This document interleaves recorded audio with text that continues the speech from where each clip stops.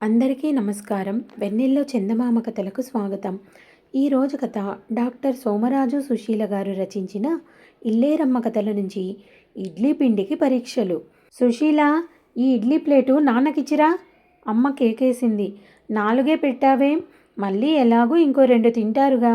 ఇప్పుడే వేసేయి. నేనిన్నిసార్లు తిరగలేను. నాన్నకి నేనేం దిష్టి కొట్టనులే. వాగకుండా పని చేయడం నేర్చుకో. రెండో చెయ్యి ఆడించుకుంటూ వెళ్ళక్కర్లేదు. ఓ గ్లాసు మంచినీళ్ళు పట్టుకెళ్ళు.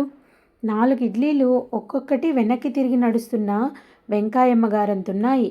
పక్కనే కారప్పొడి పర్వతం. నే కాస్త వేరే ఆలోచనలో పడిపోయి అటు ఇటుగా ప్లేటు పట్టుకునేటప్పటికి పర్వతం పగిలిపోయి లావా ప్రవహించడం మొదలెట్టింది. అమ్మోయ్ అమ్మోయ్, అమ్మమ్మ గారి కిందకి లావా వచ్చేస్తుంది. ఇంకో 2 ఇసుక బస్తాలెయ్యి అని అరుచుకుంటూ వెనక్కి వెళ్ళాను. ఛ, పని చేస్తే 25 వట్టం అని నన్ను తిడుతూ ఇంకో 2 చెంచాల కారపొడితో ఆ ఉపద్రవాన్ని అప్పటికాపింది. ప్లేట్ ఇచ్చి పరిగెత్తుకుంటూ లోపలికొచ్చి మళ్ళీ ఇంకో 2 వేసొచ్చా. పాపం నాన్న ఇలా ఇంకా తింటూనే ఉన్నారు. అలా బొయ్యమంటూ జీపొచ్చేసింది, పొట్ట పగిలేలా జనాల్నెక్కించుకుని. అమ్మ పరుగు పరుగున వచ్చి కాఫీ పెద్ద గిన్నెలో చంటి పిల్లలకి పాలారబోసినట్లుగా చేసి ఇస్తే గుటుక్కుమని మింగేసి టోపీ తగిలించుకొని జీపెక్కేశారు. చూస్తూనే ఉన్నాగా, ఎంతైనా నాన్ని మధ్య ఏలూరు నాన్నలా ఉండట్లేదు.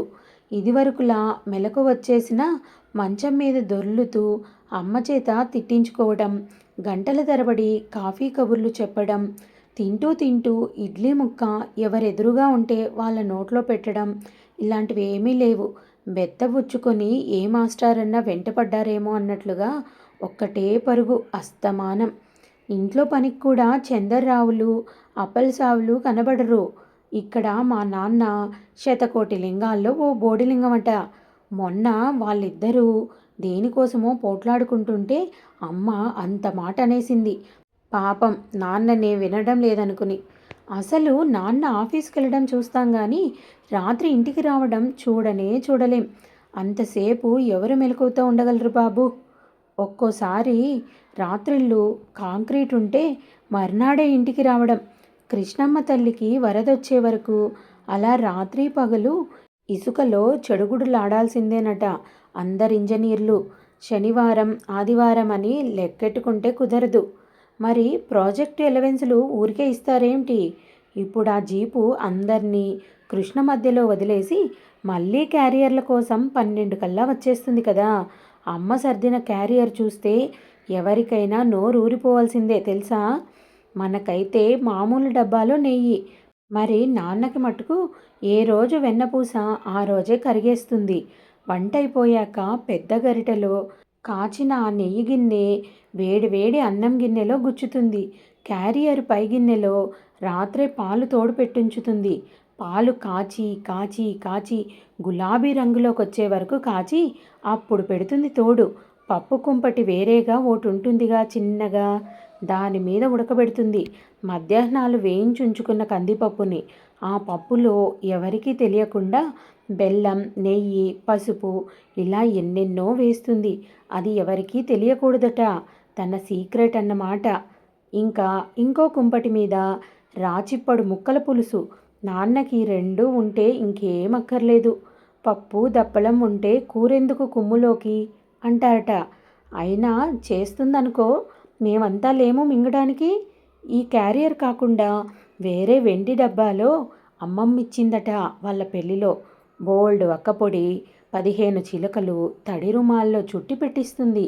జీపు డ్రైవర్కి 10 సార్లు చెప్తుంది జాగ్రత్త జాగ్రత్త అని. అందరికీ అన్నాలు తీసుకెళ్తాడు కదా, మనొక్కళ్ళది ఎందుకు పారేస్తాడు? అసలు నాకేమనిపిస్తుందంటే కృష్ణన్ మామ మా నాన్న క్యారియర్లో వాటాకొస్తారని అమ్మకు అనుమానమేమోనని.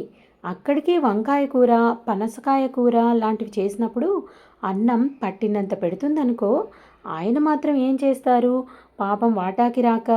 మామి రోజు గిన్నెలో సాంబారన్నం, ఇంకో గిన్నెలో పెరుగన్నం చిన్నపిల్లలకు పెట్టినట్లు కలిపి మరీ పెడుతుంది. ఆ మాత్రం ఆయనకి కలుపుకోవడం రాదేమిటి? ఎప్పుడో వేయించి పెట్టినా ఓ 2 అప్పలాలు పెడుతుంది. నాన్నకన్నా ఎంత పెద్ద ఇంజనీర్ అయితే మాత్రం ఏం సుఖం. రాత్రిళ్ళైతే నీళ్ళల్లో నుంచి అన్నం తీసి తింటారుట. అదే మరి మనమో నాన్న నీళ్లు పోసుకోవడానికి వెళ్ళాక అప్పుడు వేయిస్తుంది బంగాళదుంపలు. ఆహా! ఆ రుచి మాటల్లో చెప్పలేం. ఇంకా చిన్న ఇంజనీరుగా మిగిలిపోయానని ఏం బెంగెట్టుకోక్కర్లా. ఆ వేళ దెబ్బలు తింటే తిన్నా గానీ నీళ్లు తోడడం మాత్రం మంచి టైంపాస్గా అయిపోయింది. బకెట్ ఎక్కక్కర్లేకుండానే నీళ్లు తోడే ఉపాయం అమ్మే కనిపెట్టి పెట్టిందిగా. ఓ వంకీ కర్రని తీసుకొని నీళ్ల చేదని పైదాకా తోడాక దానికి వంకీ తగిలించి నెమ్మదిగా వెనక్కి నడుస్తుంటే చేద చేతికందిపోతుందన్నమాట. చిన్నారి వెనకాల తాడు పట్టుకుంటే చాలు. కానీ రోజు నీళ్లు తోడి పెట్టడానికి మేమేమన్నా అందుకే పుట్టామేంటి? ఏదో పనులన్నీ చేయడం వచ్చుంటే రేపు అత్తారింటికి వెళ్ళాక ఏ తల్లి పెంచింది మిమ్మల్ని అని అడగకుండా ఉంటారని చెప్పి కానీ రోజు తోడితే చేతులు బొబ్బలెక్కిపోవు. అన్నీ మేమే చేసుకుంటే ఆ దుర్గకి 10 రూపాయల జీతం ఎందుకు ఒప్పుకున్నట్లు? ఏ పని చేస్తే చేతులు బొబ్బలెక్కకుండా ఘనంగా కనిపిస్తుందా అని అందరం ఆలోచించగా పప్పు రుబ్బితే బాగుంటుందని తెలిసిపోయింది. ఎవరితోనైనా అమ్మ గొప్పగా కూడా చెప్పుకోవచ్చు, మా పిల్లలు పప్పు కూడా రుబ్బి పెడతారని. అమ్మ అన్నం తింటుంటే పీటేసుకొని పక్కనే కూర్చొని మొదలుపెట్టాం. అమ్మా, కృష్ణమ్మకి వరదలు వచ్చే వరకు రోజు నువ్వు ఇడ్లీలు చేయక తప్పదు. ఒక్కదానివి ఇంటెడు చాకిరీ చేసుకుంటున్నావు. ఆ దుర్గి ఉత్త కబుర్లు పోగు, దేనికి కలిసి రాదు. మేం గాని పప్పు రుబ్బి పెడితే ఈ సెలవుల్లో ముచ్చెంగా 3 పనులు నేర్చుకున్నట్లవుతుంది. ఆనాక నీకు కూడా మా అత్తగారి దగ్గర మాట రాదు అని నేను చిన్నారి వచ్చి చెప్పాం. ఏ కలనుందో మమ్మల్ని చూసి నవ్వి మీ ముఖాలకి అత్తోరోటి తక్కువయ్యారు ఇప్పటినుంచి. సర్లే, రోలు దగ్గర నీడొచ్చాక చూపిస్తాలే అంది. ఇంకా ఈ లోపల పప్పు పొట్టు తీసించుకోవాలి కదా. అమ్మ అన్నం తింటుండగానే 2 పెద్ద గిన్నెలు బోల్డ్ నీళ్లు పట్టుకెళ్ళి కూర్చున్నాం. అన్నీ తనే చెప్పింది. పెద్ద గిన్నెలో పప్పు నీళ్లు పోసి బాగా పిసికేసి గిరగిరగిరా అని తిప్పేసి స్పీడుగా పక్కనున్న పెద్ద గిన్నెలో కొంపేయాలి. అలా చేస్తే ఆ స్పీడు నీళ్లతో పాటుగా పొట్టు వెళ్ళిపోతుంది పప్పును కిందొదిలేసి. అలా ఓ 1000 సార్లు చేయాలంది కానీ 150 సార్లకే పప్పు తెల్లగా వచ్చేసింది. కాపోతే పక్క గిన్నెలోకి పొట్టుతో పాటు కాసిన్ని పప్పు బద్దలు వెళ్ళిపోయాయి. ముత్యాలల్లే కనిపిస్తున్నాయిగా. అన్నీ ఏరేసి పప్పు గిన్నెలో వేసేటప్పటికి బోల్డ్ సేపు పట్టింది. ఈ లోపల కాపలాకి పెట్టిన బుజ్జి అరిచింది, నీడొచ్చింది, నీడొచ్చింది, రోలు నల్లగా అయింది అని చెప్పి. అప్పుడు అమ్మ వచ్చి రోలు ముందు శుభ్రంగా కడగండి అని చెప్పి పొత్రం తీసి పక్కన పెట్టి వెళ్ళిపోయింది. మేమందరం కొబ్బరి పీచెట్టి రోలు మెరిసిపోయేలాగా కడిగాక మళ్ళీ వచ్చి పొత్రం రోట్లో పెట్టి పప్పు నీళ్ళోడ్చి రోట్లో ఎలా వేస్తారో చూపించింది. నన్ను చిన్నారినే రుబ్బమంది. ఎవరు పొత్రం తిప్పుతుంటే వాళ్ళే పిండి తొయ్యాలట. ఒకళ్ళు రుబ్బుతూ మరొకళ్ళు తోస్తే వేళ్ళు పచ్చడైపోతాయట. నేను 100 సార్లు, చిన్నారో 100 సార్లు. ఇందేమో లెక్క పెట్టడం. అలా గిరగిరా తిప్పుతుండగా పప్పులు కనిపించడం మానేసి పొత్రం బరువైపోయేది.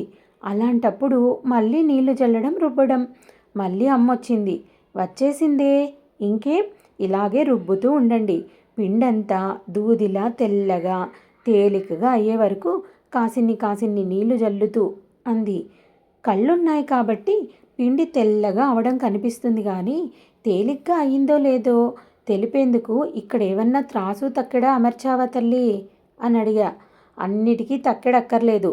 తడి అరచేత్తో కాస్త పిండి తీసుకొని ఉఫ్ఫుమని ఊదితే బుజ్జి కూర్చున్నంత దూరంలో పడాలి. అప్పుడు నలిగినట్లు.